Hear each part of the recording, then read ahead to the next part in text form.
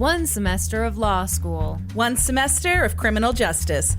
Two experts. I'm Kristin Pitts. I'm Brandi Egan. Let's go to court. On this episode, I'll talk about a reluctant lottery winner. And I'll be talking about betrayal upon betrayal upon betrayal. I can't handle all this betrayal. There's so much betrayal. Okay, that was the most vague intro you've ever done, but I'm so intrigued. Right? Yes. It was October 2nd, 1999, when 75-year-old Stephen Beard was startled awake in his Austin, Texas bedroom. He felt unbearable pain in his abdomen, and when he reached down to kind of touch it and feel it, Was a knife sticking out of it? instead of finding his belly, his hands landed on his intestines. Oh, no. Oh, God. Right? Yeah. Oh. Stephen was conscious, but he was in great pain when he reached for the phone to dial 911. I need an ambulance, he told the dispatcher. My guts just jumped out of my stomach. Oh, what, buddy? Oh, They blew out. Oh, God. Yeah, they blew out of my stomach. Oh, God. They're just lying on my stomach. Oh, my God. Okay, said the 911 operator. They're lying on your stomach? Yeah, how the hell did that happen? I'm in awful pain, Stephen said.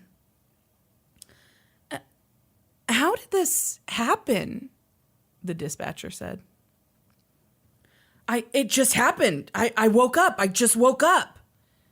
After another brief exchange, the operator said, I'm having a hard time figuring out what happened. Mm-hmm. And so was Stephen Beard. He didn't know how this had happened. He just knew he needed help. And then he said maybe my favorite thing I've ever heard on a 911 call.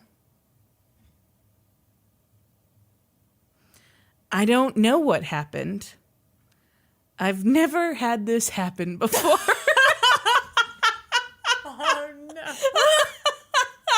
Okay, it's not funny, No, it's not funny. but it's kind of funny. Well, he was clearly drugged, right? Drugged and then sliced open, and then he comes to, and what? Why are you looking at me like that? That's what you think happened? Well, you know what it sounds like? What? That case I covered a long time ago. Yeah, with the... Yeah. Uh-huh. Yeah. In her... I'm making a lot of hand gestures and no one can see. It's just so gruesome. He cut her open with a box knife. And Yeah, then it was she had to stuff her intestines back in. Yeah, yeah. Sorry for everyone who's like, gee, I wonder what episode that was. Gee, I wonder what it was even called. It was Quentin Odell was Serial the Killer murderer. in the Making. Oh. Episode 14, maybe. Holy shit. Okay, I have to Brandi check now Egan because for the win. if I am right, I want a fucking cookie. Okay, I mean, I wish I had cookies, but I eat all of them immediately when they come into this house. Episode 14. How do you know I that? don't know. Shit is just up here in this brain, and if it wasn't just lodged in there, I could probably cure fucking cancer. Kristin. Well, this is why you're so good at trivia. And tomorrow night, we're having our annual trivia night. I'm so excited. I already saved something on my phone to send to you, but I'll bring it up now because I feel like we're going to need it. Okay. Okay, hang on. So, every year we do a trivia, like a charity trivia night. And it is tomorrow. And Kristin thinks we win every year. In a way, we do. We've never won. And Norm and I are always pissed about it. And Kristin's like, didn't we win last year? No, Kristin, we did not win last year. We did not win the year before. We did not win the year before that. Well, much like a loser, I can't find this thing on my phone. But what it is... Much like a loser. I mean, you two are so funny. Like, Oh, we yeah. talked about trivia night the other night, and Norman even remembered the two categories where we sucked the worst. Lumberjacks How the hell do you... and trees. do Which those seem too close together. They do. Frankly.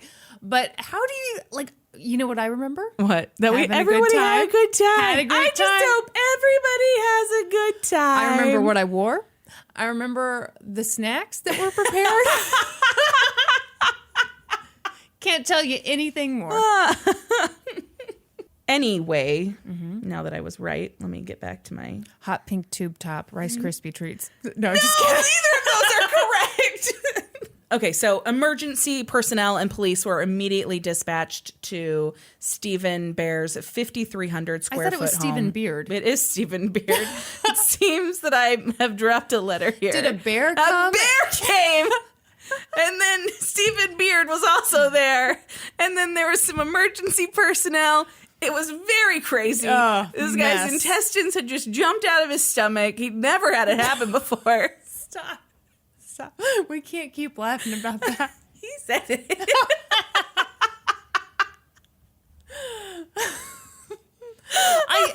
I feel for him because can you imagine fielding these questions from the Right. 911 operator who's like, I don't understand what happened. And you're like, me neither. Listen, lady, I have no idea. So he lives in a 5,300 square foot. Oh. They in this article, which most of this stuff comes from an article by David Krajicek for Crime Library. Okay.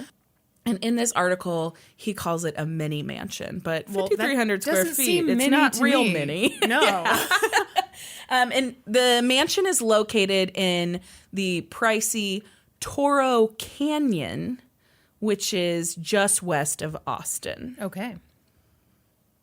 So Stephen is passing in and out of consciousness. He's in a ton of pain, but he still had the presence of mind to ask the dispatcher to call his wife Celeste, who was sleeping in a separate wing of their sprawling home. But the calls from the dispatcher went unanswered. Celeste slept through the ringing phone.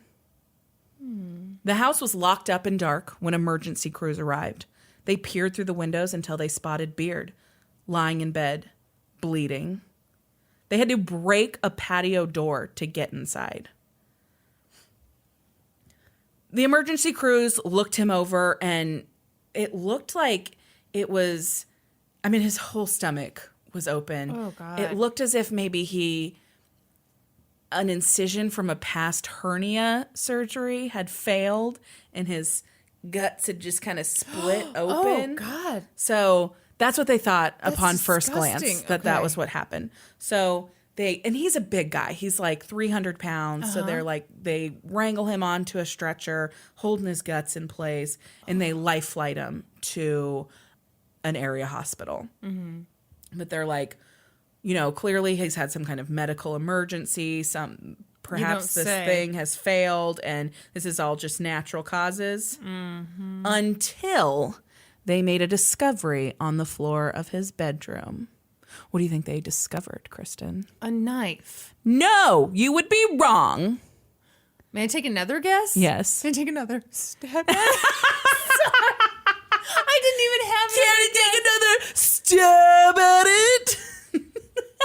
Okay, we should pause here and say we are recording this at night, so it's getting a little wacky. This is another episode of Let's Go to Court After Dark. I'm sorry, I couldn't remember what we called it, so I couldn't join in. I really thought you were gonna like join in with me. I was about to say late at night, but I realized that sounded so stupid. It's after dark. Yeah, that sounds really cool. Sounds like a place I want to be. Late at night is just like, why am I here? Okay, do you want to take another guess for real what they found on the floor of his bedroom? Razor blade? No. What? It was a freshly fired shell casing from a 20 gauge shotgun. Whoa! Yes. This was not a failed incision at all. Stephen had been shot. So he's flown to Brackenridge Hospital in Austin. Breckenridge? Brackenridge, Kristin. I'm sorry. How dare you attempt to correct me when I have no idea what I'm talking about? He's flown to the hospital. His wife, once they managed to fucking wake her up, and her twin teenage daughters, whom Beard had recently adopted, followed him to the hospital in a police car. Once there, the teenage girls were joined by their boyfriends, and all 5 kind of sat holding vigil in a hospital waiting room. Paul Knight, a sheriff's investigator, was sent to the hospital to ask questions, to question them, see what they knew, what had been going on, really ask a few questions and question them. You could tell. I was trying not to 100% laugh. could tell. You have a terrible poker face. Yes, I realized that I said ask them question and question them. You think I don't know when I say something stupid, Kristin? Hey, get it all out tonight. I need you smart for trivia night. So he was done questioning, interrogating, asking questions. Yes. So he asked the question that every homicide questioner must question to the loved ones. Any idea who would have done this? Right. Christopher Dosey, the boyfriend of one of the twins, spoke up. He said, "How about that crazy Tracy?" So who was Crazy Tracy? Well, before we learn that, we need to know a little bit more about Celeste and Stephen. Celeste was raised in Ventura County, California, one of 4 adopted children of Edwin and Nancy Johnson. She had a really rough childhood. It was not a happy one. She claimed that she was abused by her adopted parents and her adoptive brother. And so she left home very early. Right. She even was her adoptive mother had mental health issues and was institutionalized at times. So she was left at home with the adoptive father and brother who she said abused her. So it was not a great situation. Yeah. She attempted suicide at a young age. And then at 17, she got married to another teenager. And they got married because she was pregnant, and she gave birth to her twin daughters shortly after. The marriage was brief and believed to be physically abusive. There were restraining orders involved, all kinds of stuff like that. Not a great situation. Yeah. So it didn't last long. She was divorced by 1983. So I think she was, 18, 19 by then. So, but she did not let this dissuade her. She was definitely the marrying kind. She soon wed Harold Wolf, who was an Air Force mechanic, but they divorced by 1991. This is an odd note, but Celeste has long claimed that her divorce lawyer paid for her to have a boob job after that divorce. What? Yes. So she got a boob job, and people were like, well, how did you pay for that? Because she didn't have any money. She's like, well, my divorce lawyer paid for it. So she and the divorce lawyer were together. Oh, Kristin. I know it's an outrageous thing to say. I think that's such a weird... Ugh. Yeah. So then from there, Celeste moved to Arizona, and she was not doing well. She was struggling to make ends meet. Hey, and what do you want for your birthday? Like, do you want a new set of tits or like... just can you imagine? Yeah, it's weird. Yeah. Definitely. Okay. We can move on. I just wanted to... Are you offering to buy me a new pair of tits, Kristin? You know how cheap I am. Can you imagine the boob job I'd get you? You know what? We've talked about this before. If you want to go balls to the wall on the boob job. Yeah, I mean, if it's going to be... Okay, here's what I almost said. Uh-huh. If it's going to be inserted inside you, it better be good. I mean, it has... So I'm not wrong. I mean, you're not wrong, Kristin. Sorry, Mom and Dad. This is Brandi talking. By the way. How dare you? How dare you? So she apparently got into some more trouble there. She reported a car stolen and then was caught actually burning it. And so oopsies. Whole fraud Yeah. situation. Yeah. She was convicted of insurance fraud, and she spent 3 months in jail. Only 3 months. Yeah, I know, right? Huh, okay. So then comes along husband number 3. His name was Jimmy Martinez. Mm-hmm. And Celeste called him BMW. Care to venture a guess at what the BMW stands for? Gee. Oh, wait, it stands for... It's it's not something. because he drives a BMW? It's not. It's an acronym. I don't know. Big Mexican Wiener. Ew! What? What? Yeah, that's what she called her husband.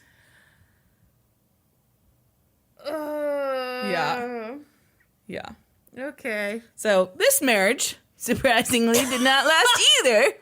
And Celeste found herself single again and now living in Austin, Texas. She was now in her early 30s and she was just trying to stay afloat. She was working as a waitress by 1993 at the Austin Country Club. And among the regular customers there were Stephen and Elise Beard, both in their 60s with grown children. Oh boy. Elise was an avid golfer, and Stephen really preferred the indoor activities, like hanging out at the bar. Same. But Elise actually was diagnosed with cancer and died pretty quickly, and she passed away in October of 1993. And Stephen was not about to be alone. Yeah. And within weeks of the funeral, he began pursuing companionship from none other than Celeste Johnson Bratcher Wolf Martinez. Oh, gosh. It's a lot of names. I don't know that she actually went by all of those last Surely names. not. You got to drop a few. Yeah. They had their first date 3 weeks after Elise's death. Oh, God. Yeah. Stephen Beard was 68 and Celeste was 30. That's disgusting. Really? Yes. Are you sure? I'm positive. Never been more sure. For their first date, Beard treated Celeste to a lavish Italian meal at Mamma Mia's restaurant in Austin, and they enjoyed a nightcap at his home. Then, Stephen allowed Celeste to drive herself home in his $50,000 Lexus. That's probably going to get a 30-year-old to sleep with you. I mean, you're making these faces, but if you're 68 going for the 30-year-old, they're only in it for money. So, yeah, you should. Oh, 100%. I mean, my opinion, yeah, give him the keys to your fucking Lexus. Yeah. Take him to Mamma Mia. Tell her to get all the eggplant parm she wants. Yes. I would like to just give a special shout out to David Krajicek, the writer of this article, for this next line that he pinned. Okay. Then Celeste must have said to herself, this could work out nicely. A Lexus beats the hell out of a BMW. I don't know.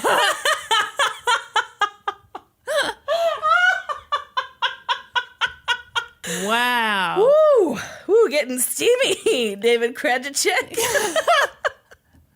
Let's go to court after dark. Oh, yeah. Getting hot in here. Giggity. So, Beard did really the only thing he knew how to do. He courted Celeste with an open checkbook. Mm-hmm. For Christmas in 1993, he gave her a $16,000 cocktail ring, a $3,000 wristwatch, and a Ford Explorer. All for Christmas. He also invited her to move in with him. Oh, and Lord. She did on January 1st, 1994. In their first year of that relationship, Stephen kind of took care of all of the stuff that was in Celeste's past that was still kind of hanging over her head. She had a $20,000 restitution bill from that insurance fraud case. He took care of it. He agreed. She had like lost custody of her children at some point, and he agreed to pay to get them back in the custody, whether that meant he needed to adopt them or whatever. Yeah. He was willing to do it. After 13 months of living together, Stephen and Celeste agreed to make their relationship legitimate. But first, Stephen made Celeste sign a prenuptial agreement. Oh. She would get $500,000 and not a penny more if they divorced. Mm-hmm. If she became his widow, oh boy, she would stand to get much, much more. Mm-hmm. Because she was the beneficiary listed in his will. So he had the forethought to get this prenup, right? He wasn't a dumb guy. He was really a self-made guy. He'd worked for everything he had. He had served in the Navy, and then he started out in radio and advertising in the 50s and 60s and climbed his way up until he was like an executive of a Fox network in Texas. And he was worth millions. So the two were married in a lovely ceremony at the Austin Country Club on February 18th, 1995. And their honeymoon was a bit of a train wreck because Stephen was 68 and had trouble performing. Couldn't tap dance. Could not tap dance. And he required, so this is 1995, if you'll recall. No Viagra yet. Right? Uh-huh. No, so what they did was... Oh, God, what are you about to tell me? You had to, so there was a similar treatment to Viagra that was around. There was stuff you could take, but it had to be injected into the penis. Oh, God. With a needle. Oh, God. Oh. And so Celeste did it and then said she was so traumatized by it that she couldn't possibly have sex with him. What do you inject into the woman? Yeah. Mind-numbing cream? I mean, that's terrible. So, she did have sexual intercourse with him that day, and according to her, she only ever had it with him one other time. I don't blame her. Yes. Well, I've got to take my hands away from my face. I'm sorry. You don't want to be injecting any penis stiffening serums into anybody's penis? I mean, if it can't happen, it can't happen, right? I mean, you're 68. Wanted to celebrate that new bride. Well, but you can't have her, buddy. After that, things were not going well, if you can imagine it, for the not? new Beard family. Why didn't they inject some fun into things? Celeste was no longer willing to give him the injections, and so they just didn't have sex. Sure. And at one point, it was like 4 months after the wedding or something like that, Stephen Beard actually filed for divorce. Oh, he was like, I'm not going to stay married to her. But the two negotiated, and they came up with a solution. That sounds He romantic. withdrew the petition for divorce, and they came up with the Sunday service agreement. Ew. Oh, my God. Is this what I think it is? Which meant that every Sunday... She had to have sex with him? No. She had to give him oral pleasure, Kristin. Ew, this is gross. Yeah, it's really gross. But... That seems illegal. Well, yeah! God! Yeah, it's not awesome. This poor woman. I mean, I know she shoots him. Oh, do you? Yeah, I do. Sorry, I do. Perhaps you forgot the intro to this case. she shot him, and then one of the twins shot him, and then the other twin shot him? Nope. But you are right. There are 3 people involved. So far, we've only heard of 2. Okay. Keep your pants on. Sorry. They're already off, and I need an injection. Yeah, so she actually... How could you not laugh at Sorry, I was distracted. That was not... I didn't care for that at all. Celeste was not a fan of this arrangement. Really? But it gave her the thing that she really wanted out of him, which was money. Okay. She called it the Sunday suck. Ew. Her daughters would later say that they'd be doing something or whatever, and she'd be like, all right, guys, I gotta go do the Sunday suck. Ew, she told or her she daughters? would say, all right, girls, I gotta go make some money. Ew. Yeah. Ew. So this worked for a little bit, but Stephen really came to realize what he hadn't realized in the beginning, I guess, was that Celeste was just with him for his money. Really? And so he set her up with an account with the $500,000 in it that she would be owed if they divorced. And he thought, like, if she has that money, maybe she'll spend less of my money, whatever. He was wrong. She spent that $500,000 in 6 months. Whoa, on what? Everything. Okay. Yeah. And so he was pissed because he thought, like, okay, this is what you're going to be owed. If this goes south, I will go ahead and give it to you now. You do with it what you want. And she just blew through it. Well, yeah. I mean, I think it was a dumb fucking move. Okay. Yeah. Yeah. At this point, Celeste has become not a big fan of her husband. Sure. She's unhappy with their arrangement with the Sunday suck. Yeah. She only refers to him behind his back as the fat bastard or the old fool. Ooh. Yeah. Yeah. Pretty bad. And many people overheard her on multiple occasions saying with exasperation, why doesn't he just die already? Ooh. I mean, he's only 68. I was going to say, you're going to have to...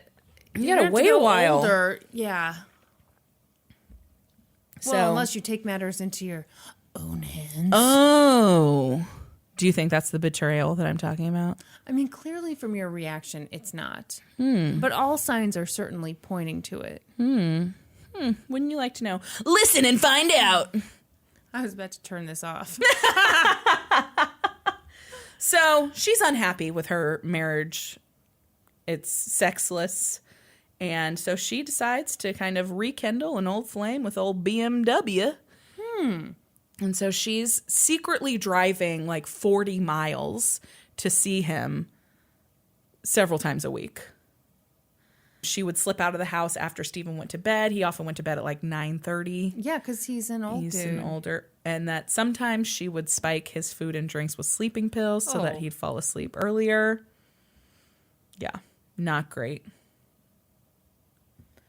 So sometime around New Year's in 1999, Stephen had enough. He was like, I know what you're doing. You're spending all of my money. You're sleeping with somebody else. I'm going to file for divorce. And so Celeste threatened to kill herself. Oh. If he divorced her. And that's how she ended up in St. David's Pavilion for mental health treatment. And it was there that she met Crazy Tracy. Oh. It was March of 1999 when Stephen sent Celeste for treatment at St. David's Pavilion. And there she met Tracy Tarleton. And Tracy was immediately smitten with Celeste. A few weeks later, she wrote her a love note. It said, Celeste, you are so beautiful. I think about your long, silky body and your incredible long legs, and I just can't stand it. And then I think of your incredible face, and I want to stand outside your building and wait until I get arrested. Whoa! We won't even talk about what happens when I think about your sweet, tough, sexy voice. Wait, we can talk about the body? We can't talk about the voice? Right? Is that how all you listeners feel? So, Tracy was a 35-year-old woman who had led kind of a troubled life with bouts of narcotics and alcohol abuse. And she had suicide attempts in her past and a lot of mental health issues. She had actually grown up a fairly privileged life with her father was a lawyer. She graduated from Texas A&M with a degree in biology, but she didn't like any of that. And so finally in 1994, she found a job at a bookstore in Austin, and she loved it. She loved it there. She worked like 60 hours a week there. And it was like, Austin's a super eclectic city. Like they're now, not at the time, but now their like city motto is keep Austin weird. Like, yeah, I invented that. You did not. And she really found like she had found her place there. Mm-hmm. She had been kind of a closeted, I don't know why I said kind of. She was a closeted lesbian her whole life, and she felt like she could be out and who she wanted to be there. Yeah. And so it was very freeing with her. And she had a very open-minded circle of friends through this bookstore, and she was finally comfortable sharing her sexuality with all of them. But in February of 1999, she suffered like a very public nervous breakdown at work. She was like shrieking and yelling obscenities and threatening violence. And it was at that time that her family and friends checked her into St. David's Pavilion in Austin. Mm-hmm. So she got there a month before Celeste did. So this is Crazy Tracy. Okay, so now we're back to the hospital waiting room that night. Remember, Christopher Dosey's like, yeah, I think I know who did this. It was Crazy Tracy. Mm-hmm. And he wasn't the only one suggesting that Tracy might have had something to do with this. When the news of the shooting of Stephen Beard kind of broke, a number of people stepped forward and said her name as a possible suspect. Just about everyone, in fact. Mm-hmm. With the exception of Celeste Beard.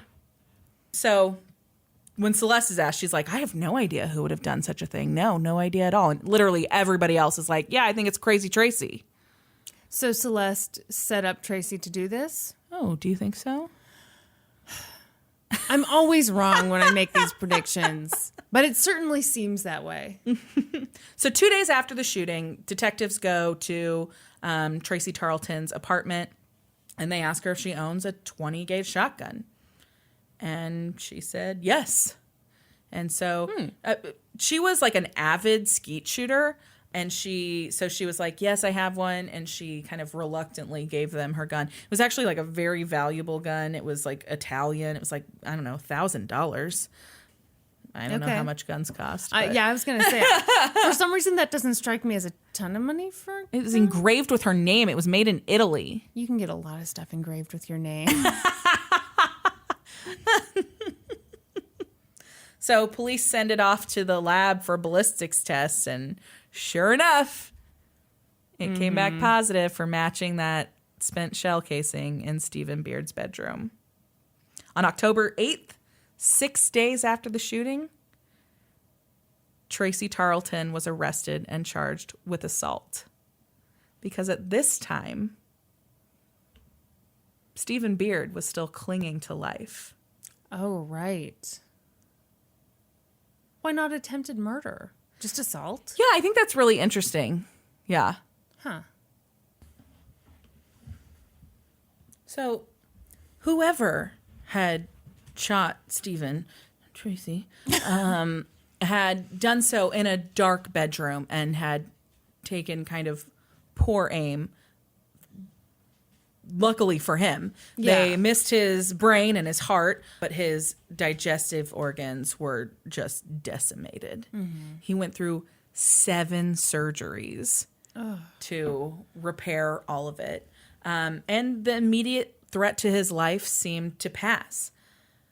He was released from the hospital, but he was put on heavy antibiotics because, you know, injuries to the intestines and stuff can lead to sepsis and all kinds of scary infections. He was released from the hospital on January 21st, 2000, and he died 4 days later at home. He had been in the hospital for months. That seems suspicious. He died of a blood clot. Oh. Yeah. Oh. So at that time, the charges against Tracy were upgraded to murder. Some accounts say that Celeste was the perfect, you know, wife during all of this time. You know, she was by her husband's side, taking care of him, making sure he had everything he needed. And then there was the evidence that suggested that this might not be true. Yeah. Because at the time of his death, or after his death, Stephen Beard's accountant went through his finances to kind of get everything in order for, you know, the execution of the will and everything. And he discovered that Celeste had spent $321,000 in October and November. So while he was in the hospital. What'd you spend it on? I don't know. Oh my gosh. And by December 10th, so that amount was for October and November. Then by December 10th, she'd spent another $249,000. And then the 6 weeks after that, ending in March, she spent an additional $100,000. So we don't know what for, but definitely not on like hospital costs for him. No. Okay. Well, gotcha. No. Just blowing through money. So this looks odd. You know, she's spending all of his money. It also looks odd that this woman that she had this maybe relationship with, or that had at least wanted to have a relationship with her, they believed had shot her husband. And investigators were like, yeah, I don't think this is a coincidence here. So they believed that Celeste had probably encouraged or asked or paid Tracy to shoot Stephen. Absolutely. But Tracy may be many things, but she was not a snitch. Oh no, Tracy. Poor Tracy. Yeah. I mean, really. Yeah. Ugh. They offered her all kinds of deals if she would talk. But she refused to speak to them. She sat in the jail awaiting trial, made 0 statements month after month. So she had been held on the murder charges, and then she was officially indicted after a grand jury had agreed that there was enough to move forward for murder. Because there was some question about whether it was murder, whether it was his death really, you know, could you say murder because he died of a blood clot and all of this stuff. And so a grand jury was convened, and it was decided on February 16th, 2001, that she could be charged with murder, and she was indicted on those charges. And then something happened. Tarleton had a revelation, you might say. She was sitting in jail, reading a newspaper. Wait, Tracy had the revelation? Yes. Okay. What'd you call her? Tarleton, it's her last name. Oh, okay. Sorry. Tracy Tarleton. Sorry. Had a revelation, Kristin. Uh-huh. She was sitting in jail, reading a newspaper, when she saw something about her beloved Celeste. Celeste had gotten over her loss and had gotten remarried. Oh, no. To a bartender and musician named Cole Johnson. They had a lovely private ceremony in the beautiful mountain town of Aspen, Colorado. And Tracy was fucking pissed. I bet she was. She had thought that she and Celeste were going to be together. And here she was duped and dumped for a man. Betrayal, betrayal, Betrayal. She was enraged. And you know what she did, Kristin? She made a deal. She asked to speak to the prosecutors. What? And she took a fucking deal. So the prosecutors, 18 months had gone by at this point. She's been sitting in jail for 18 months, hasn't said a word. Uh-huh. And the prosecutors come in and they arrange the meeting or whatever. And they come in. The first words she said are, "I did it for Celeste." Tracy tells the prosecutors that she and Celeste had been in a sexual relationship while they were in St. David's. They actually were both in St. David's together, and then they transferred together to a different mental health facility in Dallas called Timberlawn. And while they were there, they were actually caught being intimate. Oh, well, yeah. So it wasn't all malarkey, Kristin, as you wanted to believe. No, I for sure believed that they were together. It was said that buckets of ice water couldn't even keep them apart. What? I don't know. They literally, I don't know. It wasn't allowed at this facility. And they were literally being pulled apart constantly and given, on one occasion, they were one of them was given a cold shower afterwards. Oh, come on. Yes. Come on. Yes. That's silly.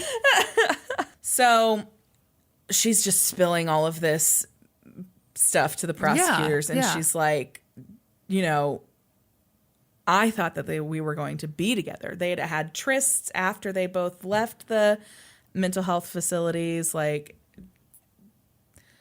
Tracy really thought this was something, and it seems that Celeste was using her. So Tracy thought very highly of Celeste, and she believed that Celeste thought the same, and she believed that they would even get married someday, and that Stephen was the obstacle to her happily ever after. On an episode of, I believe Dateline covered this, and they talked to a psychologist who said that they actually believed that this was maybe a version of some of her mental illness. And she aggrandized things. And so she felt that the relationship was more than it actually was. Yeah. But it didn't go well. They actually came up with a bunch of ideas together to off Stephen Beard, and actually even tried a few things. They poisoned his food a couple of times and nothing worked. And then finally, Celeste and Stephen were supposed to go to Europe for a several week trip. And the day before it, Celeste called Tracy and she's like, "I'm not going to be able to do it. I can't survive a trip with him. I need you to help me." And that's when Tracy came over and shot Stephen. So the prosecutors give her a deal. If she will testify against Celeste, testify to all of this, she'll be sentenced to 20 years in prison. And she's been betrayed. So once Tracy gives all of this information, agrees to testify, Celeste was arrested and charged with murder on March 28th, 2002.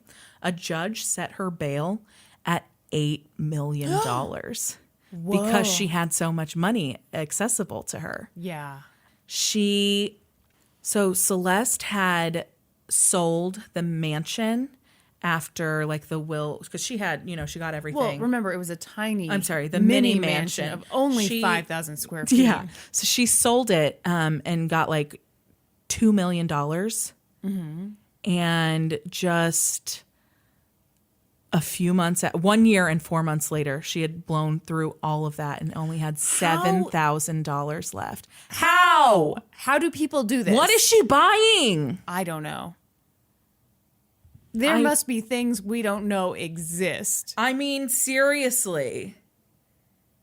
It's nuts. Somehow she did manage to scrape up enough money to hire herself a good lawyer. Okay. She got the best defense attorney in the state of Texas, if not the United States, a little man you've probably heard of. A little man? I don't know why I said little. I think he's normal size. I don't think he's small. Dick DeGuerin. Does that name sound familiar? No. I'm blanking on the name. The avocado. Jinx guy, Robert Durst. He represented Robert Durst. Oh, okay. Yes. Yeah. He was involved in the documentary and all of that too. Gotcha. Yes. So he's like the best criminal defense attorney in the state of Texas and one of the best in the United States. So she somehow managed to afford him. Okay. Yeah. But as her trial went underway, the prosecutor told the jurors Celeste Beard couldn't stand Stephen Beard. She talked to people about how she hated him. He disgusted her. And what happened here is a simple case of a greedy, manipulative defendant who took advantage of a mentally ill woman who was in love with her. She told Tracy that with Steve gone, they could be together. I think that's a pretty good synopsis of what happened. I mean, it seems accurate. Yeah, I totally agree. So Tracy Tarleton took the stand for a total of 15 hours over 3 days. Yes. That sounds brutal. Mm-hmm. She took the jurors all through the love affair and through the murder scheme and told them exactly how it happened. She said, I just saw this woman that I loved in a desperate situation trying to find a way to survive this man that was so awful, as I was led to believe. She had a plan. She wanted me to shoot him at Toro Canyon with my shotgun, and I was willing to shoot him, and I went, and I did it. She finished by saying that she and Stephen Beard had been betrayed by the same woman. I feel really bad for Tracy because I completely think that she was taken advantage of. 100%. 100%. Relatives, friends, psychologists, and colleagues from the bookstore where Tracy worked all testified that they believed that the women had had a sexual relationship. Mm-hmm. The prosecutor produced evidence such as photographs, love notes, cards that were further proof of a relationship. Yeah. But Dick DeGuerin said that mountain of evidence was a fantasy of a predatory and aggressive lesbian. Oh, what? Yes. I think that's a terrible argument. The defense boiled their entire argument down to 3 words. Tracy is crazy. No, fuck that. Fuck that, right? And I don't like where I think he's going with the lesbian thing of like, oh, she was after her. She was trying to recruit someone. Mm-hmm. No. Mm-hmm. No, calm down with that. I think you're picking up exactly what he was trying to put down. He went on to say, this is a case of fatal attraction. No, shut up. Tracy Tarleton is psychotic. She's been diagnosed as having delusions, as hearing voices that aren't there, as seeing things that aren't there. Which I think is probably totally true. And someone took advantage of that. Right. 100%. Yeah. Knew that this was a totally vulnerable person and knew that they could show them a little bit of affection and that they would do exactly what they wanted them to do. Yeah. She preyed on her. Yeah, it's going to be a lot harder to get a healthy, totally balanced person to go shoot your husband. Yeah. So why not pick her? Yeah. So during all of her pre-trial depositions and everything, Celeste had denied so much as kissing Tracy. She said it had never happened.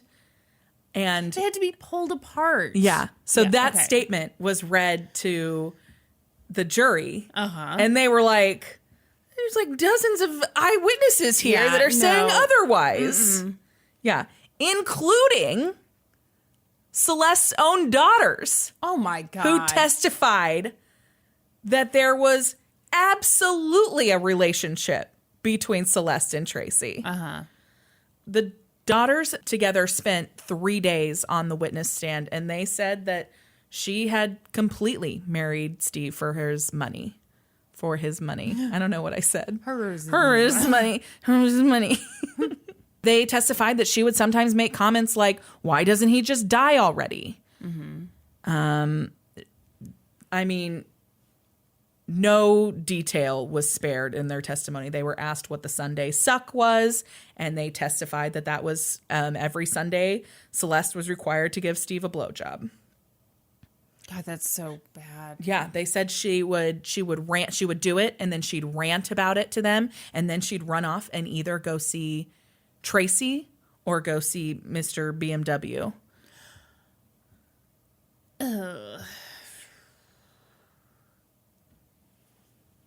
I'm struggling because I feel sorry for Celeste too. Yeah. I mean, it sounds like she was abused her whole life, and then I agree. she got with this abusive guy.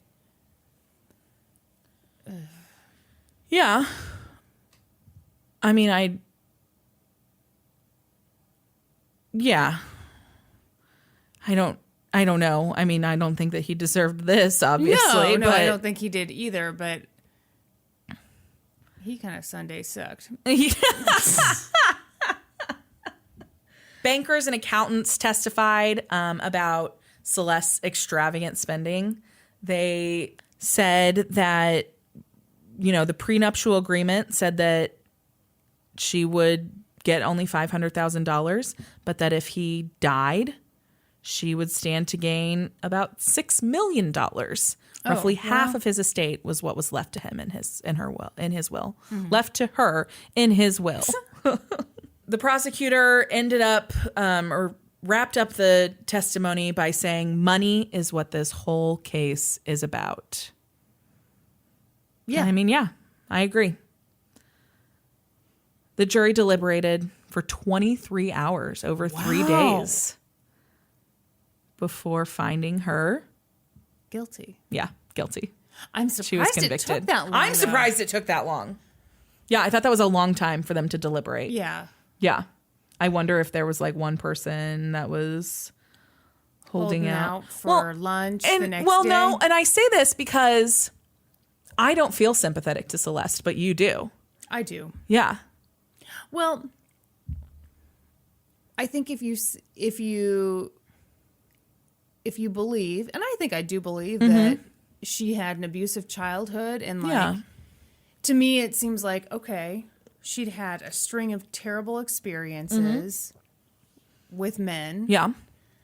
And then this 68-year-old man, I believe, selected her because she was young, because she was pretty, and also because she was vulnerable. Yeah. No, I mean, you're right. And so I do feel bad for her. And then he implements this rule. Obviously, it turns out she was not so great herself, but I don't know. What? You're making faces. Say it. The thing I struggle with is that I think clearly some part of this, I mean, she agreed to, that was worth it to her for what she was going to get out of it. Mm-hmm. Like, it was a business transaction. Mm-hmm. I have to do this, I have to put up with this, and I get this in return. Yeah. That's, I think, where I don't feel as sympathetic for her. Sure. Because she entered into it somewhat willingly. Yeah. Yeah. Yeah, and it's like, that's tough because you don't know the dynamics. But, yeah, exactly. But if it is kind of that situation where, like, I'm with you because you're young and hot, you're with me because I'm rich and old and I'll probably die. Yeah, then we know what we're getting into. Right. Yeah. Prosecutors did not seek the death penalty in the case, and she was given a mandatory life sentence. But they did get to do like the victim impact statements at the sentencing, and Stephen Beard's son said, "I hope you burn in hell." Ooh. Yeah. But even worse than that were the statements from Celeste's daughters. Her daughter, Christina, said, "You say we turned on you. Well, you turned on us. You turned on the entire Beard family. He let you into his home. He loved you, honored you, obeyed you, and you violated him and murdered him. Shame on you. Wow. Yeah. I thought that was pretty crazy. Did the daughters love this guy? Or is it more complicated than I'm trying to make it? No, I think they probably did. Yeah. That's not what Celeste believes. Really? Celeste believes that statement and their testifying against her was all an act so that they would get their part of his estate. Oh, wow. Because they're legally his children. Ooh. Yeah. Ooh, that's a dark possibility, isn't it? Yeah. So who knows? Ugh. Celeste will be 80 years old before she is eligible for parole. Oof. And that's the story of the murder of Stephen Beard. Ugh. So Stephen Beard was betrayed by Celeste, and Tracy was betrayed by Celeste. And so what did Tracy do? She betrayed Celeste too. Betrayal upon betrayal upon betrayal. Ugh.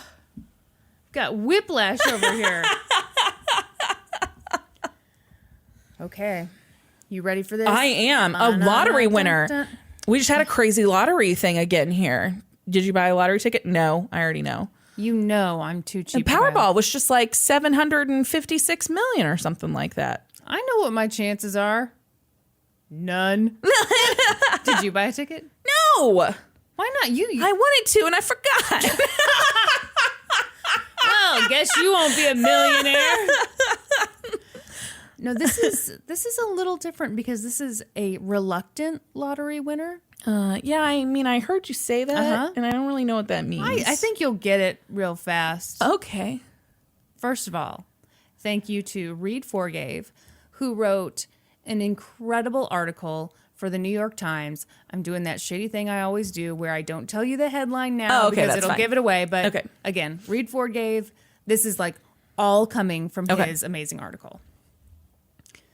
The year is 2010, and it's Christmas time in Des Moines, Iowa. The hot lotto jackpot is going nuts. It's growing and growing and growing, and people are pumped. To play, you pick 5 numbered balls and 1 hot ball.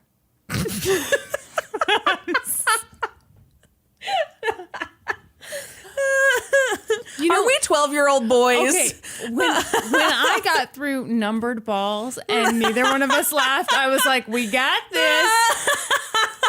Lost it at the one hot ball. That is one hot ball. Can't say the same for the other one. So you get all 6 right, and you win a ton of money. How much money? You're about to find out. Okay. So as the jackpot grew, more and more people bought tickets. The odds of winning were 1 in 10.9 million. Would anyone win? One person might. On December 23rd, a man walked into a QuikTrip off I-80 in Des Moines. Love me some QuikTrip. Everyone does. You know, guys, if you're outside of the Midwest, you're missing out. You are missing out. They are amazing. They're so clean. A million fountain drink choices. Yes. Ugh. They've got hot dogs. They've got all, and they always say, "See you later." See you later. That's right. Yeah, makes you feel they like know you're family. coming back. So this guy walks into QuikTrip. He's a pretty big dude. He's got on a black sweatshirt with the hood up. He has a baseball hat underneath the hood. He's got a black jacket on over everything. No pants. What? I'm just kidding. Let me guess, black pants. I just realized I'd only described his top. From the waist up. So he walks totally Porky Pig in it. So he walks up to the counter with 2 hot dogs. The cashier said hello, and so did he. And the cashier said, "Couple of hot dogs?" And the man said, "Yes, sir." The cashier gave him his total, and the man casually asked for 2 lottery tickets. He got them, paid for his things, went out to his SUV, and drove off. Then, on December 29th, 2010, the hot lotto numbers were chosen. 3, 12, 16, 26, 33, and 11. What's the hot ball? That's right. 11 hot ball. Calm down, Missy. The next day, Iowa lottery officials made a big announcement. There was a winner. Yeah. It's that dude dressed in black with the hat on. No pants. They didn't release any surveillance footage or anything, but they just said, hey everybody, just so you all know, the QuikTrip off I-80 in Des Moines sold the winning lottery ticket this week. Someone just won $16.5 million. Holy shit. Right? Yeah. Days went by. Tons of people called in. I bought the ticket. I lost it, though. Uh-huh. I bought the ticket, but someone stole it from me. Hey, my friend just died, and he played the lottery, like, all the time. So should I go to the junkyard and look through his car for that ticket? Oh, my gosh. These were just some of the calls Oh, my gosh. So it was obviously fairly easy to weed out the bullshit. Lottery officials had the video of the man they knew bought the ticket. They had the serial number of the winning ticket. None of these people matched the description of the man in the video. None of them had the right ticket. For a little while, people thought, okay, maybe the winner is talking to a financial advisor or something. Yeah. But the days dragged on, and that just seemed less and less likely. Like, what's this dude hemming and hawing about? Yeah. 3 months passed.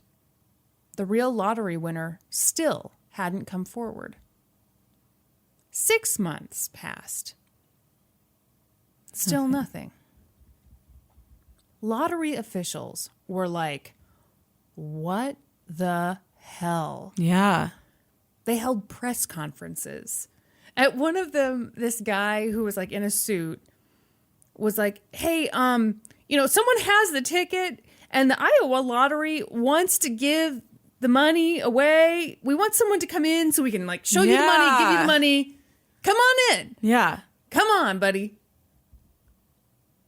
The people who worked for the lottery had never seen anything like it. Yeah. Sure, sometimes people don't bother to claim small amounts of money, but this dude won $16.5 million. Right. Where was he? The guy had 1 year to claim what he'd won. And if he didn't come forward by the deadline, he'd lose all the money. Then, on November 9th, 2011, Iowa lottery officials got a call from a lawyer. He was calling from Quebec, and his name was Philip Johnston. And sure enough, he had the serial number for the winning ticket. So Mary Neubauer, who is the VP of External Relations for the Iowa Lottery, was like, hey, great. If you don't mind my asking, how old are you? And what were you wearing when you bought the ticket? So just a quick note. You really cannot see this dude in the surveillance tape. But you kind of get the vibe. People kind of got the vibe just from the voice, everything. They were thinking 40s. Okay. So Philip is like, oh, yeah. I'm in my 60s, and I was wearing a sports coat and gray flannel. You just jumped like a mile! Oh my God! What's the matter with you? That scared me so bad! You pee a little?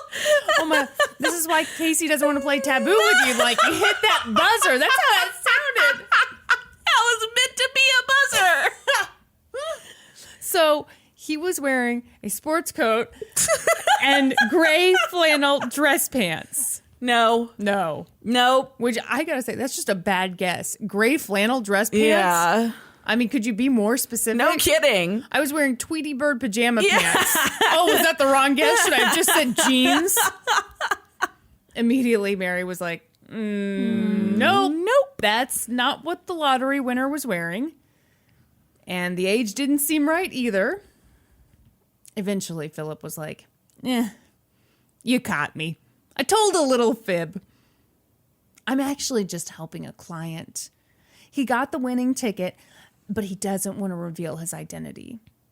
So kindly hand over the money. No. And Mary's like, hey, I understand why you wouldn't want to come forward, but you can't do that in Iowa. Yeah. Iowa isn't one of those states where you can win the lottery anonymously. You have to come forward. You have to reveal your identity, which I think that sucks.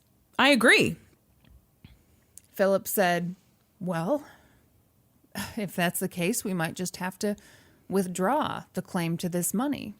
We might just have to walk away. What? Brandi, why are you making that face? And why? Who is walking away from $16 million? A guy that already has $18 million? So Mary had kind of the same reaction. A little.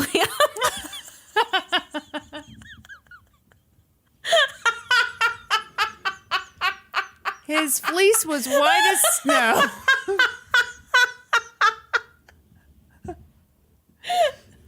She's like, your client is so obsessed with being anonymous that he's going to forego $16.5 million? No! So they ended up getting off the phone with each other, and Mary was just like, fucking weird. That is so weird. Weeks went by. And then, an hour and a half before the deadline when the ticket would expire, 2 lawyers walked into the Iowa lottery offices. They had the winning ticket. The lawyers said they represented a trust based out of Belize. The president of that trust was Philip Johnston. Oh, I heard him before. Gray flannel pants. Yeah. That didn't sound anything like the noise I made. We are going to get feedback. Other people pooped their pants when they heard you do that the first time. No one saw it coming. Nobody pooped their pants. Do not hold me responsible for people pooping their pants. You guys, you can come forward anonymously. This is not the Iowa lottery. Let us know. So the lottery people were like, this is strange. They started asking basic questions. Okay, you guys have the winning ticket, but who bought the ticket? Yeah. The lawyers were like, I don't want to say. Oh, they pulled a Stewart. They were like, finally, the It's a Mad TV reference, in case you didn't pick it up. In listeners. case you're too young and cool. In case you aren't as cool as we are.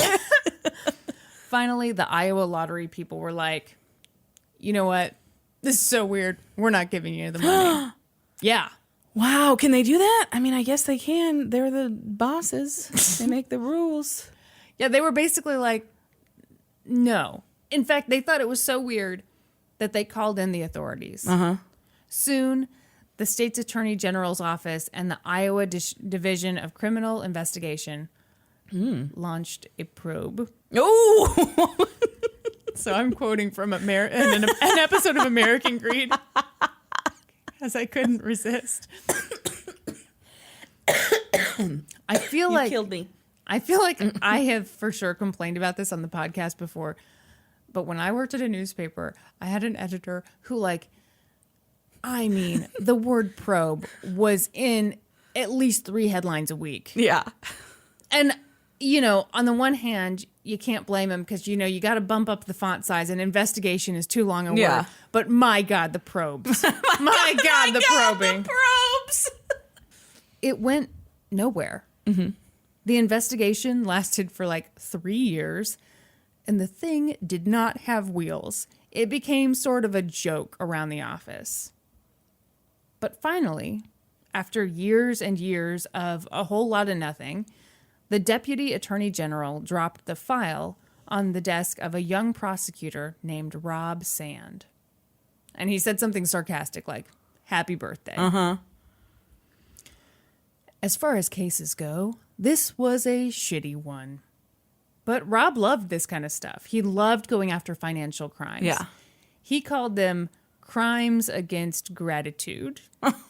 This guy has like the cutest little baby face you've ever seen in your life.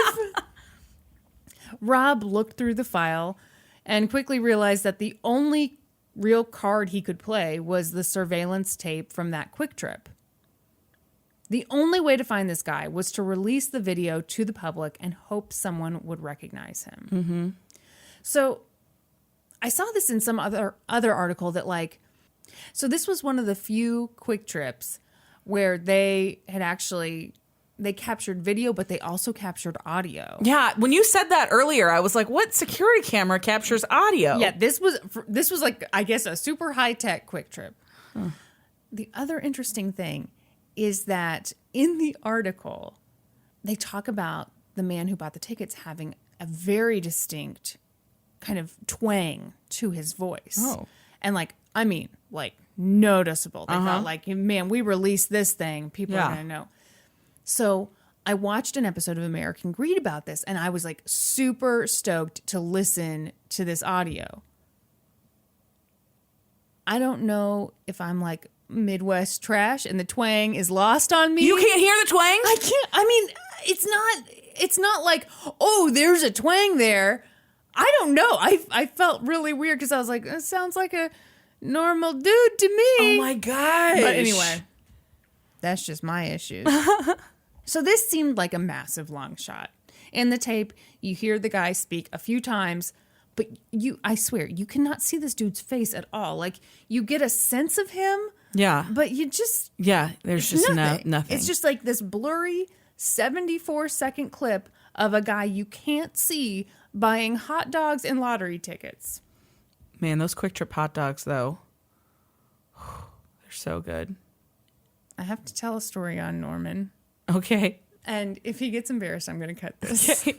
He did not know that there are buns available. Was he just taking the dog? It's in the steam drawer, buddy.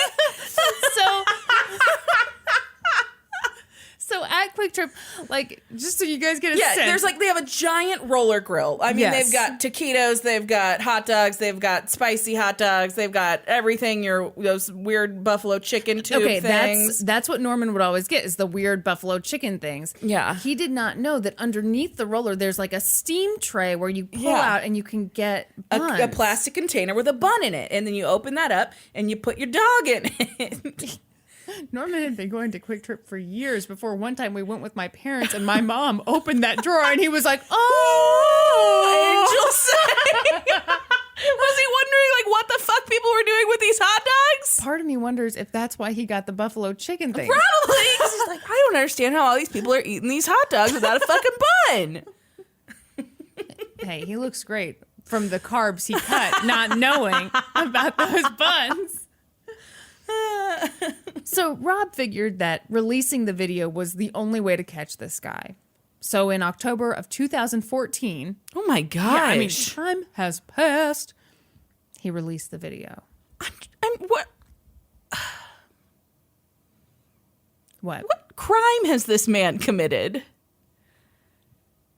What are you... Okay, that's such a good question right now. What are you thinking right now? I literally do not know. It's so weird. He bought a lottery ticket in disguise and then he didn't claim the money. The fiend. What's the worst? Like, think of the worst explanation. He's a secret serial killer. I don't know. Why would no? What? Is that where your mind always goes? Like, why wouldn't he claim a lottery ticket? Yeah, because his face would be everywhere and people know that he's a serial killer. How would they know that he's okay, fine. Yeah, just someone who doesn't want their face out there. Okay, because maybe they've done some bad stuff before. Yeah, that's what I'm saying. Okay. Incredibly, people did recognize the man in the tape. And all the people who recognized him had links to the lottery. The receptionist for a lottery office recognized him. An employee at the main lottery recognized him. What? A web developer for the Iowa lottery recognized him. At first, some of them couldn't believe it. But the more they listened to the tape and the more they studied the tape, the more certain they became. The man in the video was Eddie Tipton, and he was the information security director for the Multi-State Lottery Association. What? Uh-huh. Which means he can't buy lottery tickets. Nope.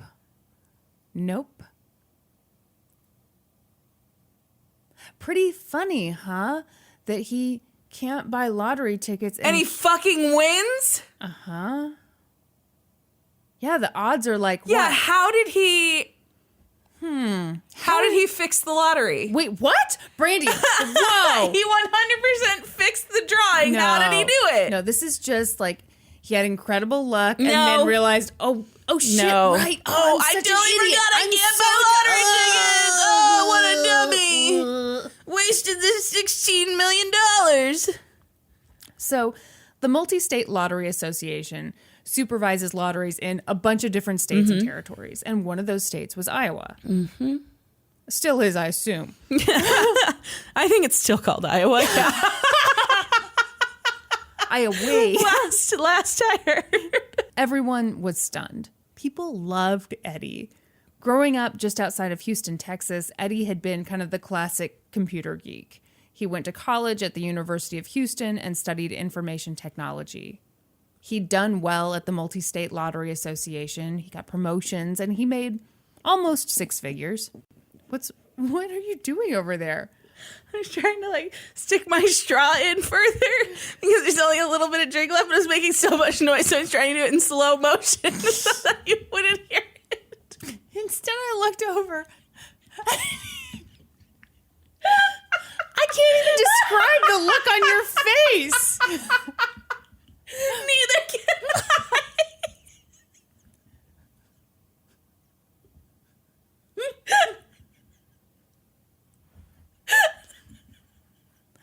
This is why we need to videotape this stuff. Do you need a Diet Coke? You weirdo. Good to the last straw. I hate to tell you, she's gone. It's done. That's a dead soldier there. Oh. You've never heard someone call an empty drink a dead soldier? No. And then when someone leaves a half empty one behind, they call it a wounded soldier? No. Never heard of that. What circles are you running in? No, I just heard it. That's insane. Why would anyone say that? When you're cleaning up after a party. It's I got a bunch of finished drinks. They're wounded soldiers. No, I've never heard. That seems so offensive. I've never said it. So the one time you said it while we were recording ourselves? Yes. Any other horrible things you want to say?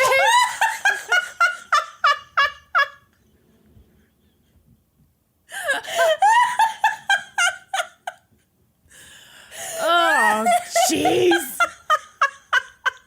I'm sorry. Do you want a Diet Coke? You just want to sit there? Thank you, I'm great. So he wasn't a flashy guy.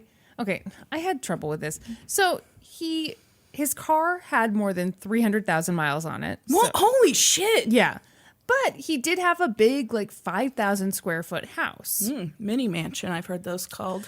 Well, that's when they're 5,300. This is only 500, Oh, okay. 5,000. But they also said, but he did a lot of the work on it himself. I don't know. Some of the descriptions of how he lived, I'm like, but you also said he worked 60 hours a week. How did he do all that? Right. On 5,000 square foot house, how's he doing most of the work on it himself? No. Yeah. Eddie was close to his family back in Texas, but he was alone. He was all alone in that huge house, and he was lonely. He wanted a family of his own, but that didn't seem to be in the cards. So he threw himself into work. And luckily, there was a ton to do, and he did it all. He wrote software, he handled network security, he worked on web pages. The dude worked 60-hour weeks. And it seemed like he'd figured out a way to rig the lottery in his favor. Mm-hmm. Sure sounds like he's rigged the lottery in his favor. By that point, investigators had discovered that the man who gave the winning lottery ticket to those attorneys was a Texas man named Robert Rhodes. So, did Robert and Eddie know each other? Obviously. Authorities did what any good investigators would do. They looked on Facebook. Yeah. So in this particular instance, they looked on LinkedIn. But I mean, like, there's a lot of Facebook in this. Yes. So they went to Eddie's LinkedIn page, scrolled through his friends list, discovered that sure enough, Eddie and Robert knew each other. Yeah, obviously. In fact, Eddie used to work for Robert's software company, Systems Evolution. Eddie was the company's COO for 6 years. Mm-hmm. Investigators later learned that the two guys were long-term friends. Oh. They'd vacation together. Long-term friends, like how we're long-term That's friends. What I meant. Okay, like, yeah. I liked that it was like us. Yeah, just like us. Just like how I got that lotto ticket and I was like, Brandi, you're going to have to take this. I couldn't possibly show my face. In January 2015, authorities had enough to arrest Eddie. They charged him with 2 counts of fraud. In his opening statement, prosecutor Rob Sand told the jury that this was a classic story about an inside job.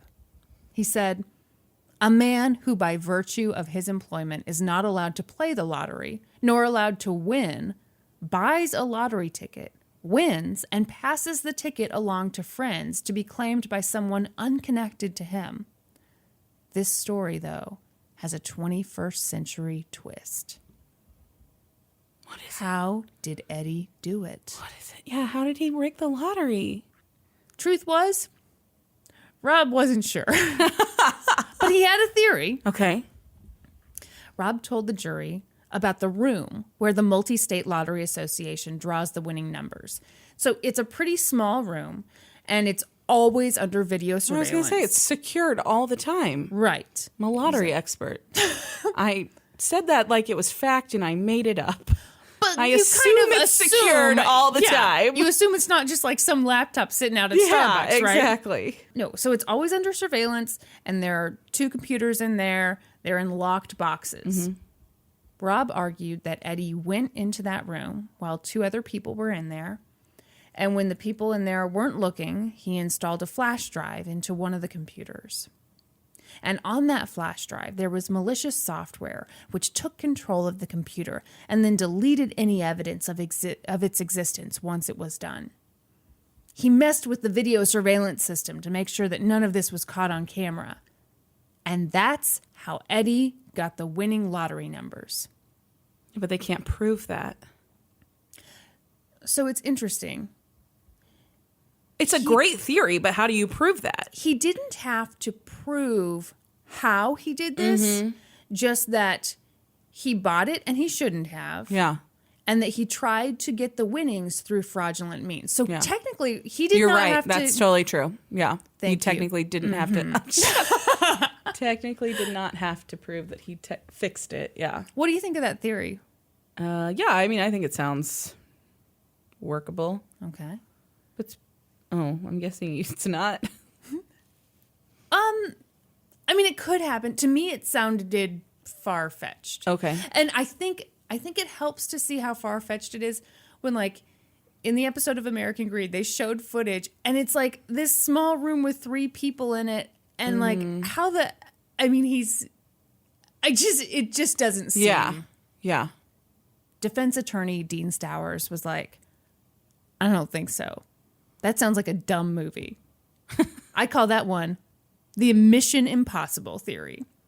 So That's actually pretty good. I know.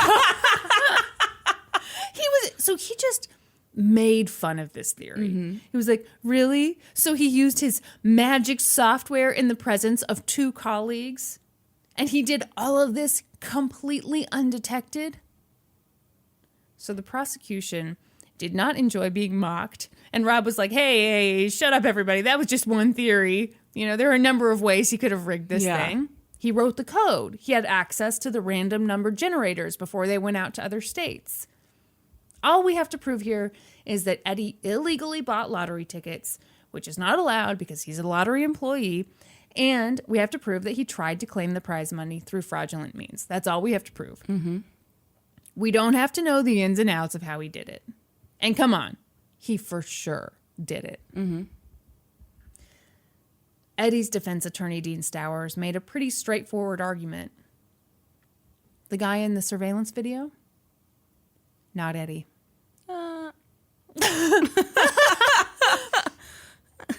The guy... Tell me more. Okay, you ready for this? Uh-huh.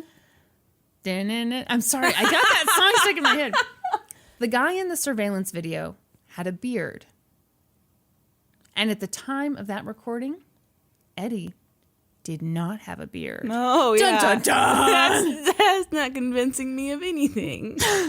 He brought Eddie's brother, Tommy, to the stand, and he asked him, did Eddie have a beard that Christmas? And Tommy said no. But it seemed pretty clear that the man in the tape was Eddie. Yeah. Colleagues had recognized him, and the prosecution showed that at the time those tickets were purchased, Eddie told everyone he was out of town, but his cell phone records showed that he was in town. Mm-hmm.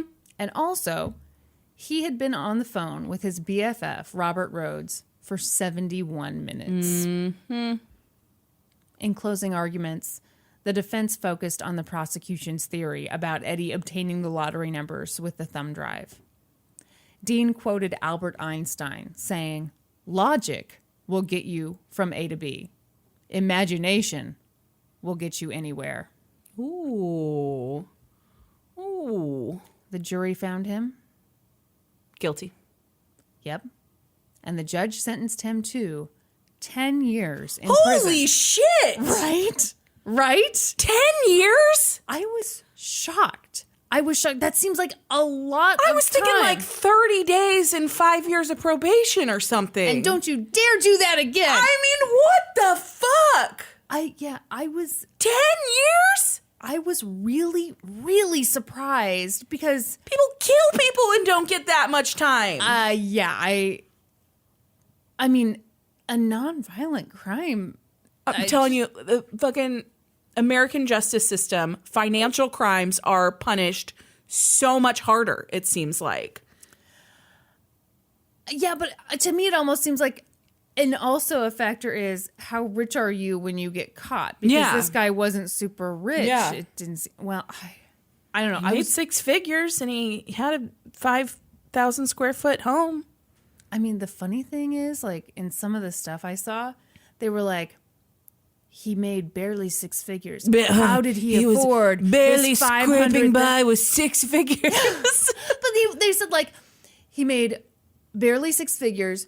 How could he have afforded this $500,000 home? And I'm thinking, that seems... I think that's totally doable. That doesn't seem like a stretch to me. Especially if you're a single guy. I mean, So there were parts of things that I read that were kind of like, I don't quite get agree with that. Yeah.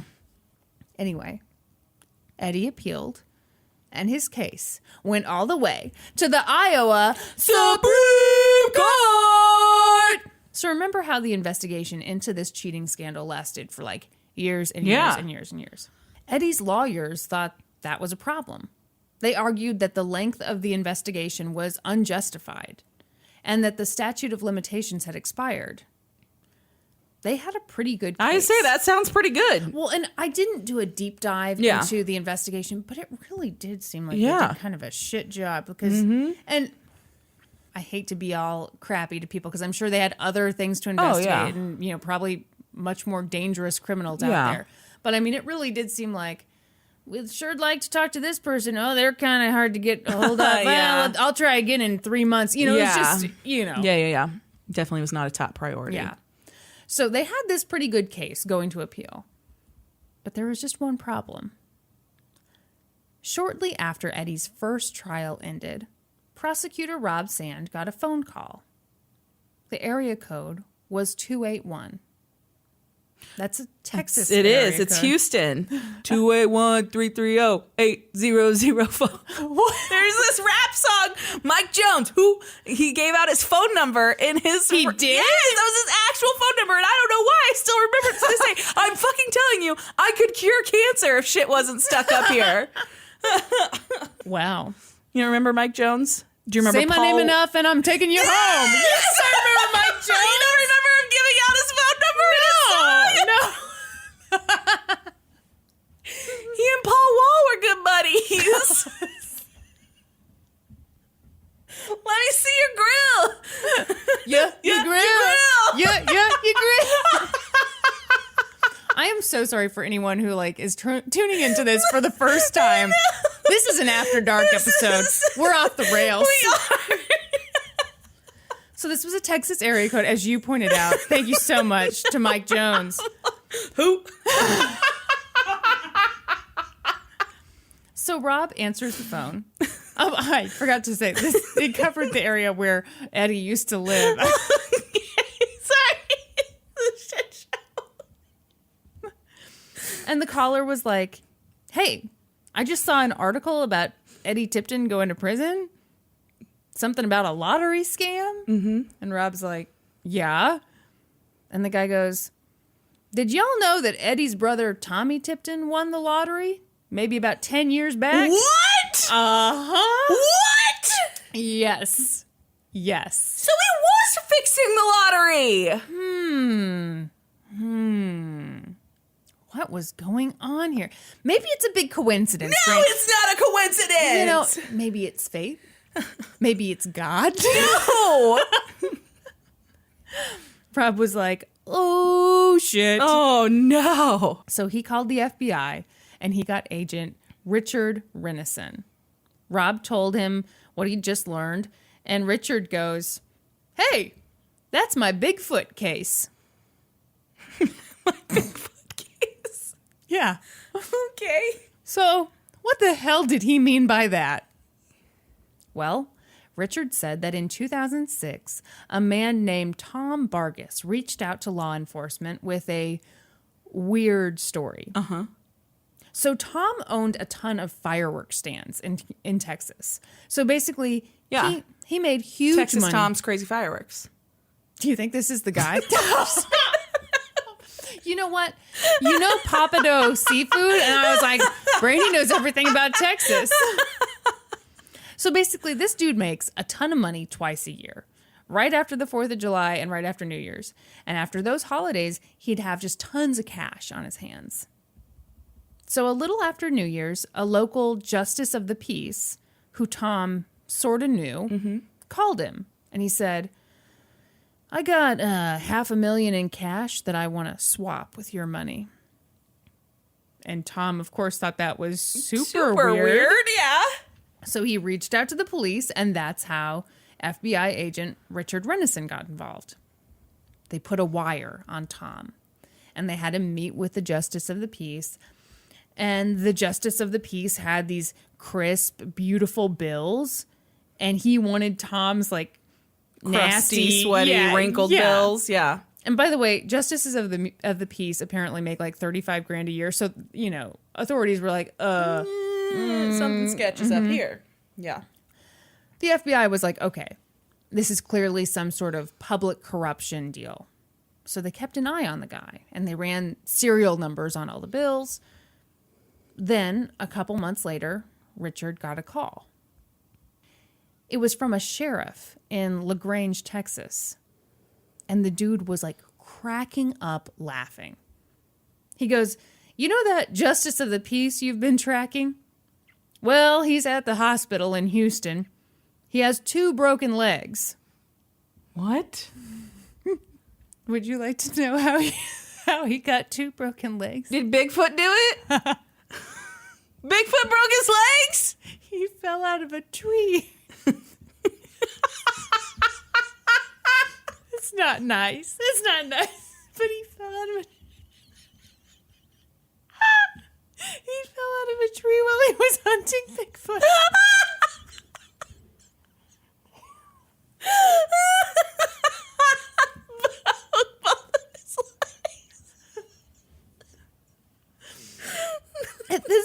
Richard is like,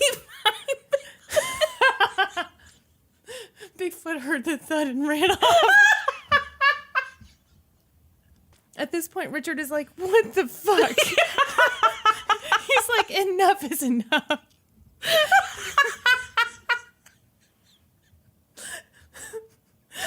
So he went to meet with the guy, and he's like, dude, here's what we know about you. What's going on here? Yeah. And the guy goes, well, I'm a member of the Bigfoot Field Research.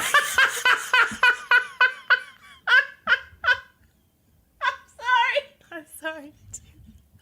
This is so ridiculous. The Bigfoot Field Research Society. Bigfoot Field Researchers Organization. Oh, excuse me.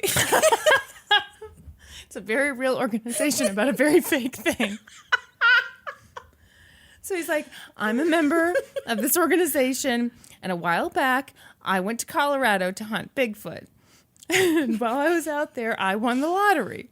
But here's the thing, I can't stand my wife, and I didn't want to share my winnings with her. So I had my friend go collect the money, and I gave him 10% of it, yada, yada, yada. So Richard double-checked everything the man said, and sure enough, I mean, it all checked out. He was about to finish the interview when the guy turned to his lawyers and was like, can I show him? So what's he gonna show him? What's he gonna show him? So there was this plastic grocery bag hanging on the back of his chair. And so he grabbed the grocery bag and he pulled out a plaster cast of a footprint. No, Bigfoot's footprint. But it was like the size of the FBI agent's foot. It's a small footprint. So Richard, not being polite at all, was like, that doesn't look like Bigfoot. And the guy was like, it was a juvenile. It's a baby Bigfoot. You jerk. So by the way, This is the best case ever.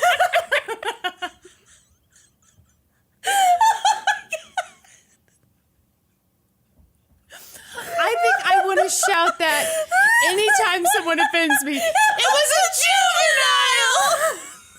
juvenile! So by the way, obviously, this justice of the peace...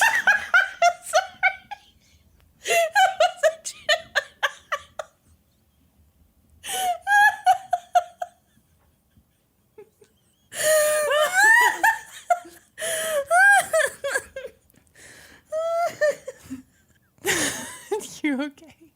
Yeah. You're good. So this justice of the peace wasn't just some dude.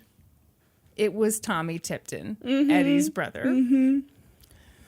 So that investigation ended in nothing, but in light of what authorities now knew about Eddie, they knew it was no coincidence that Tommy had won the lottery. Authorities started combing through years' worth of lotteries from anywhere where the Multi-State Lottery Association did business. This was a huge job.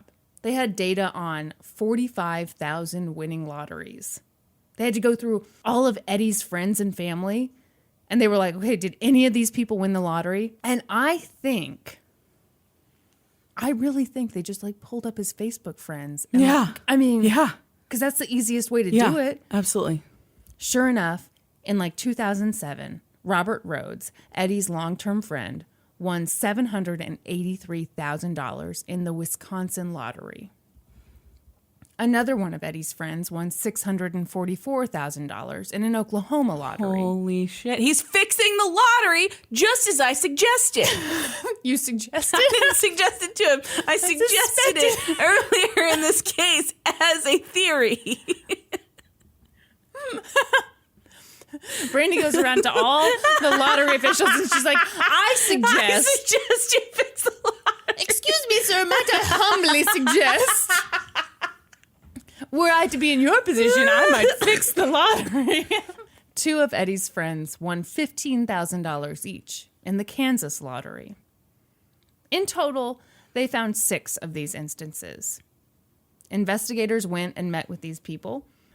I thought this was interesting. One of the Kansas winners was Amy Warwick. Are you okay? Are you still thinking about Bigfoot? It was a Gemini.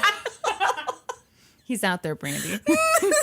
And if I have to break both my legs to find him, I will, damn it.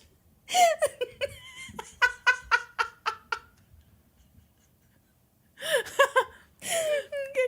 Tell me about the winners in the Kansas lottery. The guy was 31 feet up in the tree.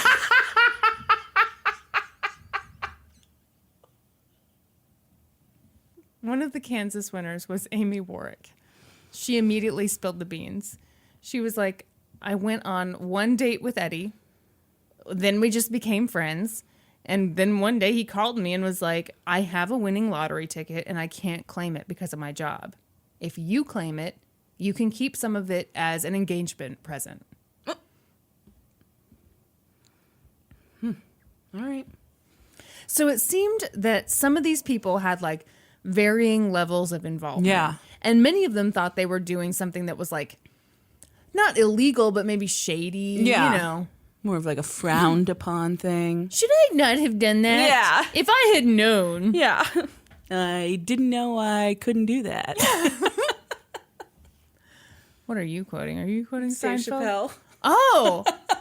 I was quoting Seinfeld. You were quoting Dave Chappelle. I just noticed we were both giving each other knowing looks, and I felt like there was something off. So the prosecution started building its case. So far, this was a lot like Eddie's first trial. Investigators knew something fishy was going on. They knew he'd rigged the system in his favor, just as Brandi suggested. Yes. But they didn't It was all know. my idea. But they didn't know how he rigged it. Are we going to find out? Yeah. Yay. I fucking love this case. Do you really? Yes. I'm so glad. Luckily, Wisconsin still had the computers they'd used for their 2007 jackpot. They were sitting in storage, which I think was kind of a no-no. They were supposed to like destroy everything, but luckily Wisconsin was not on the ball. So they busted them out, and an expert went in to try to see if the computer could reveal any clues. Yeah. Sure enough, the guy found several lines of code that shouldn't have been there. Mm-hmm. This next part is somewhat complicated, so I'm just going to give the bare bones. Yeah. It's not like Eddie picked all the numbers. Mm-hmm. And he didn't always know which numbers would win every lottery in every state. Like, it's not that simple. What, did he narrow it way down? Right. Yeah. So what he did with this code was if the lottery drawing was on 3 specific days, so May 27th, November 23rd, or December 29th, then the random number generator basically wouldn't do its normal job. Instead, it would switch. And instead of selecting truly random numbers, it would select from a much smaller handful of numbers. So thanks to this code, Eddie knew when to buy the tickets, and he knew that if he played from a relatively small group of numbers, and he played all of those possibilities, he'd win the lottery. Yeah. So back in Iowa, when he won 16 points... It's funny because that was my first thought when you told us the winning numbers. Really? Is they seem so close together. Oh, wow. Yes. I didn't even think about that. Yes. That's really interesting. Yeah. Another interesting thing. So these dates, they're just 3 dates. But they pointed out they're all close to vacation times. Oh, yeah. So he could, be away. Mm-hmm. Yeah. Interesting. Have an excuse to, leave and not be noticed around the office. So back in Iowa, when he won $16.5 million, everyone else's odds were 1 in 10.9 million. His were 1 in a couple hundred. Oh, my gosh. That was his scheme. When his brother went on his Bigfoot hunt in Colorado... Eddie knew that he could easily predict the winning lottery numbers there. So he was like, Tommy, while you're in town, you need to play all these numbers. And he handed him this big legal pad filled with numbers. And he was like, just play all of them. Authorities had finally figured out how Eddie rigged the game. But remember, he was still sitting in prison and his case was getting appealed. Mm-hmm. So prosecutor Rob Sand went to him and was like, look, I know what you did. I'm going to give you a plea deal. And as part of this plea deal, you have to tell us everything. But if you lie, or if we figure out that, someone else who is somehow linked to you wins the lottery, this plea deal goes bye-bye, and we'll bring a ton of new charges. Mm-hmm. Since Eddie's previous conviction was sort of on shaky grounds with the statute of limitations argument, Rob said, okay, regardless of what the Supreme Court ends up deciding, if you take this plea deal, we'll vacate your conviction. And that ended up being a pretty good idea because the Supreme Court did end up overturning his conviction. Yeah. By this point, Eddie's brother Tommy was obviously in trouble too. And Eddie's long-term friend had already pled guilty for his involvement and was working with the prosecution. Betrayal upon betrayal upon betrayal. I would never do that to you, Kristin. I wouldn't do that to you either. Mm-mm. I'd be like, I'm never going to talk. Okay. So Eddie took the plea deal. As part of his agreement, his brother was only sentenced to 75 days in prison. This part did make me feel something for Eddie. Like his brother had kids. Mm-hmm. And so he was concerned about making sure that, his brother spent as much time with his family as possible. But at the hearing, Eddie and his attorneys downplayed what he did. He'd just helped his friends and family. He was just doing something nice for people who needed a little extra money. No. His attorney said that basically what Eddie had done was count cards. No. Why do you say that? That's not the same. Yes, it is, Brandi. He didn't go into the casino with a gun. I agree he didn't do that. He just counted cards. No, he didn't, because he changed the game. Yeah. It's counting cards if he stole half the deck. Yeah.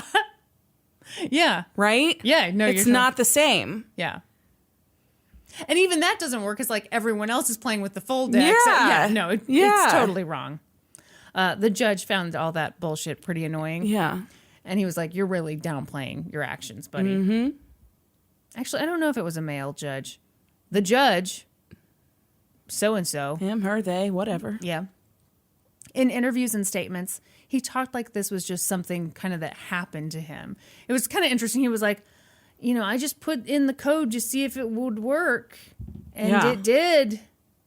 No. It just kind of was there. It's kind of tempting. Mm-hmm. Well, he tried to office space it. Be like, I was only supposed to steal a fraction of a penny. And then I stole a stapler and millions of dollars. Someone, I think it was the prosecutor, said something like, it's really tempting when you've got a money tree in your backyard. Like, you can't just stop picking at it. And that's basically what this guy exactly had. It. Yes. Yeah. The prosecution argued that Eddie was just a common thief, not some criminal mastermind. My understanding is he didn't even really write this code. It was just a code he found and he plugged it in and, it worked. Mm-hmm. Okay. What do you think he was sentenced to for that? I don't know, because I thought the 10 years was crazy before, so... Okay. Well, jack up the crazy. What exactly. What do you I got? Know 45 years or some bullshit. That's crazy. The judge sentenced him to a maximum of 25 years in prison. Holy shit! I know. That's insane! I kind of agree. So, people speculate that he'll probably get out in 7 years. Mm-hmm. Eddie was ordered to pay $2.2 million in restitution. Does he have $2.2 million? Well, here's the thing. So he and his brother, between the two of them, I believe they had quite a few rental properties. Mm-hmm. I mean, I doubt that all adds up to $2.2 million, but I don't know. Mm. And that, Brandi, is the story of the biggest lottery scam in American history. That was fucking amazing. I loved it. I'm so glad. The Bigfoot thing. Right? Talk about a plot twist. Holy shit. Did not see it coming. No, not at all. You got any show notes this week? Okay, I only off the top of my head, so they're going to be half wrong. Okay.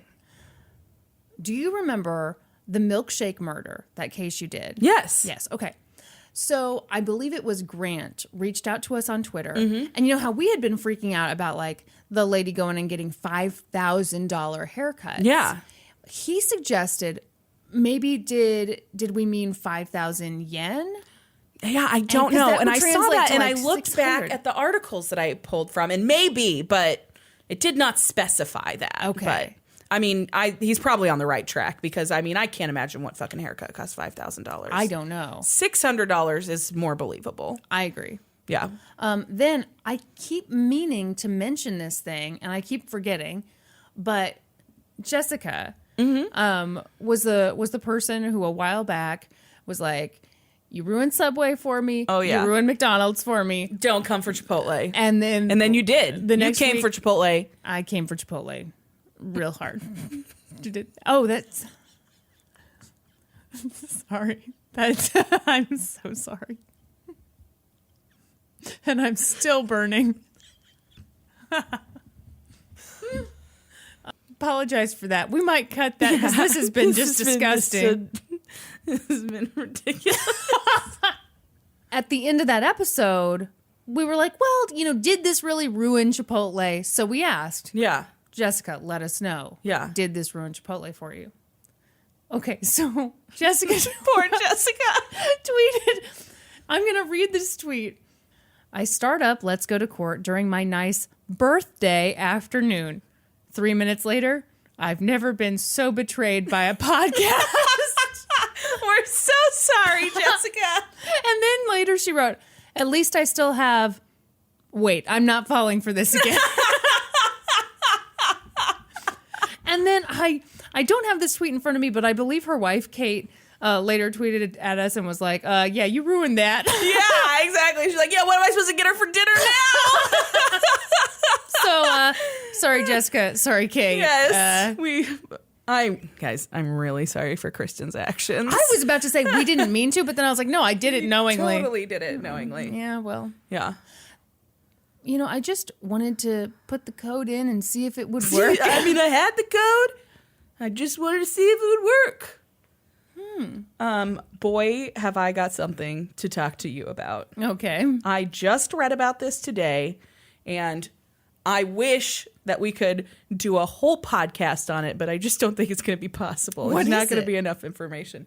This woman today filed a $500 million lawsuit against TGI Fridays. What? For their potato skin potato chips because they do not contain any potato skins. Ew, what do they contain? They're made of potatoes. Oh, well then get over it, lady. Yes, they don't have potato skins in them. And she was led to believe that she even cited some Idaho potato farming coalition as leading her to believe that potato skins are healthy. So she thought when she was eating these TGI Fridays potato skin potato chips that she was ingesting a healthy snack. Oh, I'm sobbing right now, guys. I don't know if that's clear. Okay. I'm so upset In what for her. fucking world is a potato skin just correlated as a healthy snack? I can tell you that when I need a healthy meal, I reach for a potato skin. I head right to TGI Fridays. I gotta tell you, from my horrid summer that I worked there as their worst waitress ever, the most They popular still talk item, about it today. Remember that lady that girl who dropped the ranch dressing on that dude's lap? The most popular entree there was the sizzling chicken and cheese, and it was just a skillet with disgusting. Yeah, I can't even tell you about it. Gross. Yeah, not good. Very healthy though. Yeah, very super healthy. So my prediction, I'm putting this out there right now, that she gets $100 million. is that this case will be thrown out immediately. We are legal geniuses. See how this thing shakes out. I will be following it, and I will update our listeners at a later date. I just laughed so hard when I read that's that ridiculous. article. Yes. The thing two things that I'm obsessed with right now. Theranos. Yes. Oh my gosh, I did a deep dive the other day. Read Did you really? Yes. I did the same thing. Oh my gosh, I'm obsessed with it. I love it. It is nuts. There's a documentary right now on HBO. Oh, there is? Yes. It's funny because it doesn't. Oh, yes. I did. I saw that. I mean, I haven't watched it, but I did see that it's on there. It's funny. The ratings aren't great for it. So I was like, oh no, it's going to be bad. I was fascinated. I was totally fascinated. I'm not going to watch him ducking in plain sight. It only has a 54 on Rotten Tomatoes. That sounds nothing like me. No, I'm fascinated by this woman. Like, Yeah. and the thing I like about this documentary is that I feel like they do kind of a nuanced job of like, you know, a lot of these entrepreneurs, they do make shit up. Yeah. And when you're doing this kind of thing, you know, obviously she was full of shit and obviously, you know, there was terrible stuff going on there, but they do kind of take you into what startup culture is like. Okay, I feel like there's another case that's going on right now that is like in the same vein-ish. Not in the medical field, but about like fraud and stuff. Yeah. Have you been following the Soho chick, Anna Delvey? My mind is blown by this. Obsessed. I'm Yes. obsessed. I've been obsessed since last summer. Yeah. Also, I mean, now this is just stuff we're obsessed with. The college admissions scandal. Yes. I'm so obsessed. I'm watching like the same news clips. No one has new information. No, there's no new information. But man, I guess we really do like legal stuff, Kristin. we love this stuff. I guess it. I think it checks shows. out. I think it shows. Because this is like the most fun ever. Yes. Should we talk about our goal? Our goal's 200. We're sitting at 197 right now. I'm so happy. I know I need to save the happiness until we get 200. Save it until we get to 200. But my gosh, you guys have like blown it out of the water. Thank you to everyone who has left a rating or a review on iTunes. And well, if you haven't, Then we're very disappointed in you. We're not mad. We're just disappointed. But also, you know, while you're doing that, I'm sure you're going to have your computer out, right? Head on over, find us on social media. We're on, I don't know, a bunch of them. What are we on, Brandi, Kristin? come on. Twitter. I love how I just get to sit back. I know, with you this never stuff. say anything. We're on Twitter, we're on Instagram, we're on Facebook, we're on YouTube, we're on Reddit. Find us any of those places. And then join us next week. When we'll be experts on 2 whole new topics. Podcast adjourned. And now for a note about our process. I read a bunch of stuff, then regurgitate it all back up in my very limited vocabulary. And I copy and paste from the best sources on the web, and sometimes Wikipedia. So we owe a huge thank you to the real experts. For this episode, I got my info from the Just a Dollar and a Scheme episode of American Greed, articles from the Associated Press, and most importantly, the article The Man Who Cracked the Lottery by Reed Forgave for the New York Times. And I got my info from an episode of Snapped and an amazing article for Crime Library by David Krajicek. For a full list of our sources, visit lgtcpodcast.com. Any errors are, of course, ours, but please don't take our word for it. Go read their stuff. It was a juvenile!